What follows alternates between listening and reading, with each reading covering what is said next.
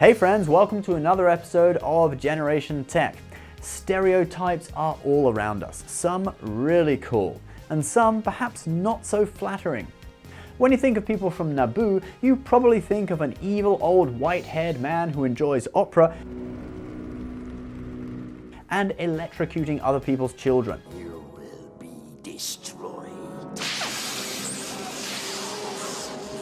But don't let the most famous Naboo citizen in the galaxy give you prejudice against this rich and interesting people. The Naboo were colonizers who arrived on Naboo in the Mid-Rim aboard 3 starships in the year 3951 BBY. At first, they just hunted the Veermoks that inhabited the swamps on Naboo, cue the Harambe memes. But several decades later, human settlement began with refugees fleeing a violent revolution on Griswold. It's kind of a romantic story, like the first settlers coming to the US aboard the Mayflower, fleeing religious persecution in Europe. But just like the European settlers who displaced the Native Americans, the Naboo kind of did the same thing with the Gungans, a species believed to be native to Naboo.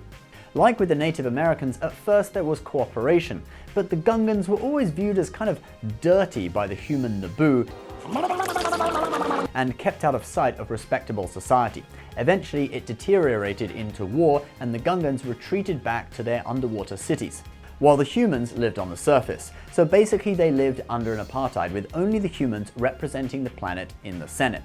So the Naboo had a bit of an attitude towards aliens, especially Gungans. I guess you could say they put humanity first. And speaking of humanity first, you may be interested in one of our Humanity First t-shirts, link in the description. The Naboo had a very rich culture with a similar architectural style to Western Europeans and distinct Asian influences in their clothing. And unlike the Europeans who settled the North American continent, they didn't let their culture go to complete crap.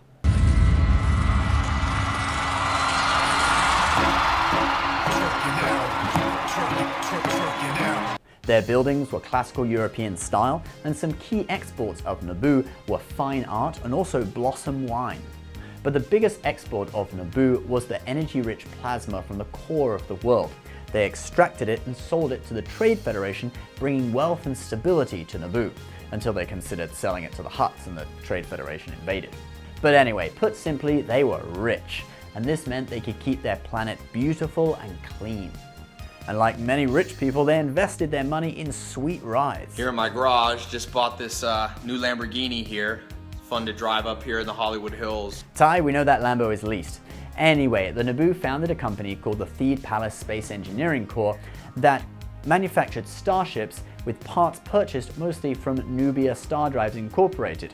These were bespoke starships based on Nubian designs. Ah yes, Nubian! Customized for the royal family and the Naboo Starfighter Corps, like the N1, which is described as a luxury starfighter.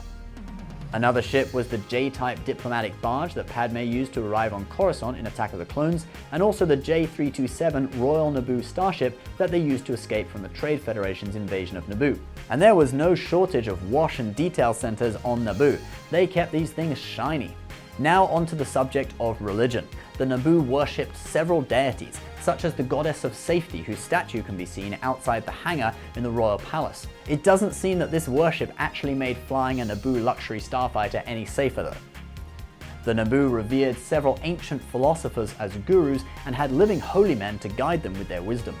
I actually went to one of your sutras after my father passed away. I'm sorry to hear about your father. Have you read my book on the grieving process? It's called What's This? I did one of these. Yes. Oh, you have? I especially like the chapter, "It might just be sleeping." Yeah, something like that, but perhaps more like this guy, Maxiron Allegra, who officiated Anakin and Padme's wedding.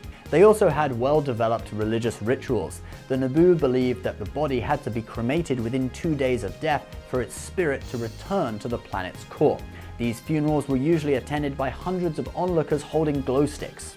So next time you meet someone who's a little bit racist towards non-human species, likes the finer things in life such as art, architecture and fine wines, dresses in an upmarket yet traditional style, appears to be loaded with cash, is a little OCD about polishing their starship and holds deep religious faith and a sense of ritual, they might just be from Naboo. Guys, if you share the Naboo's prejudice towards non-human species, why not make your political views known with one of our Humanity First Death to Alien Scum t-shirts? If aliens ever do land on Earth, we definitely want them to be in internment camps. Anyway, if you guys share our views on the Naboo, or if you have something to add, why not join the conversation and leave a comment below. As always, if you're new, please subscribe, give this video a like, and if you're watching this, you are Generation Tech.